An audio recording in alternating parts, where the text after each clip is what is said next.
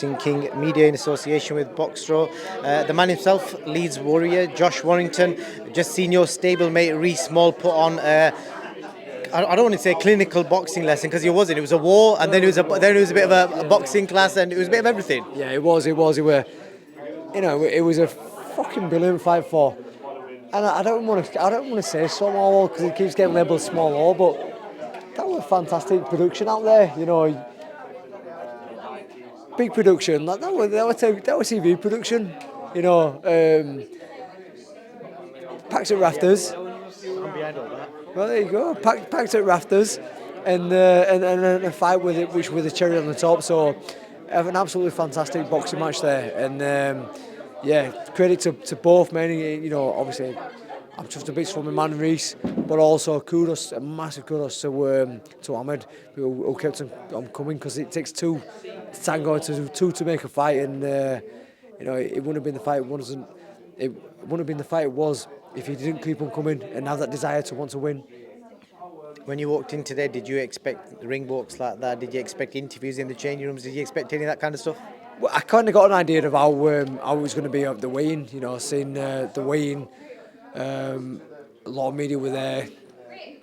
Big billboards up and stuff like that. So very professional setup.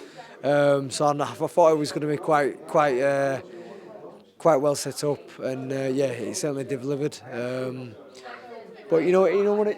It's good for the fighters as well because you see some fighters who go down I don't say if you call it grassroots, round behind the long way around, whatever way, and all of a sudden they're parachuted onto the big stages, big arenas, TVs and all that, and press conferences, and with BBC and television networks and people like yourselves there, and they don't know how to deal with it. But now it's an introduction, so everyone's getting a fair share of it, and it's something else to kind of get used to and don't have to worry about when they do get to them title level fights. Definitely, I think both of them, Hamed and Reece, their stock's risen because over 30,000 people watched that tonight. Fantastic, and like I say, it gets people who are household. Gets them into household names now. It gets people not just into not just boxing fans, but people who take interest. So, as Reece moves forward, they'll say if Reece is on a TV show, people might say, actually, I've seen that Reece. My fight last year, boxing and right fighting. Let's watch him. All of a sudden, he's got a new set of fans. People say that Ahmed, he doesn't have to keep on coming. Yeah, listen, he'll keep on coming. Let's tune and watch him. Bills them both, mate. Bills them both. And when I first started, there was nothing like that. Not like people who even box on TV shows. Way down card, they never got that kind of exposure in media. So it's fantastic for both lads. 100%, Josh. Just before I let you go, I'm just going to get a quick word on yourself. Your old mate Lee Wood is back in action next week, and I saw you guys were at was it the City Ground? Yeah, City Ground. What was all that about? Yeah, so Leeds were playing City down there, so I was going down anyway. Match Room just asked me if I'm down there. Lee going to watch. We were going to watch Forest, so they got us together. We did a bit of media and stuff like that. Obviously, if he can come through Lara, then that sets up a potential big fight for me and him. So I wish him all the best, but at the same time, I want Lara to win because I'd love to get revenge against Lara. The craziest thing is, it would have been good if you guys were actually fighting next week, because imagine that a week before the City Leeds game, imagine the build-up in that. I spoke to Lee immediately after your last fight, and to be fair, he was full of praise, and he didn't say nothing negative, and Ben Davison was quite positive about your fight, which was good to see. So I don't think we're going to get any beef when you guys eventually meet. No, it's more than anything, it's competitiveness. Obviously, there's a bit of rivalry with the football clubs and stuff, but in terms of fighters, I respect him as a fighter. I don't have no personal with him.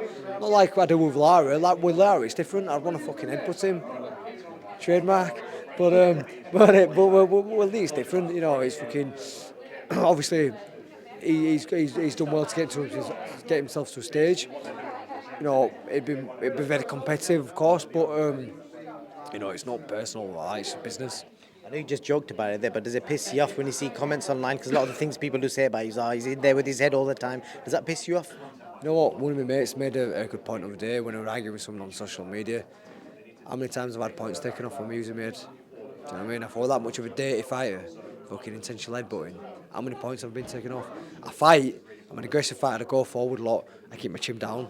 That's what you're supposed to do. Keep your chin down. If you're going forward a lot and throw a lot of punches, that's what happens. That's where my head is.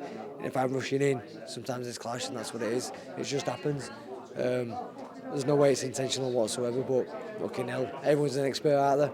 Definitely. And last question, you're a master at fighting people of that sort of style. You've done, 12 rounds with Lopez, you've done rounds with Lara, and you've done 2 fights with Kiko Martinez. That come forward, hard-nosed style. Break it down, how does Lee Wood, Lara go? Honest opinion. I think Lee beats him. I think it'll be clever and box him.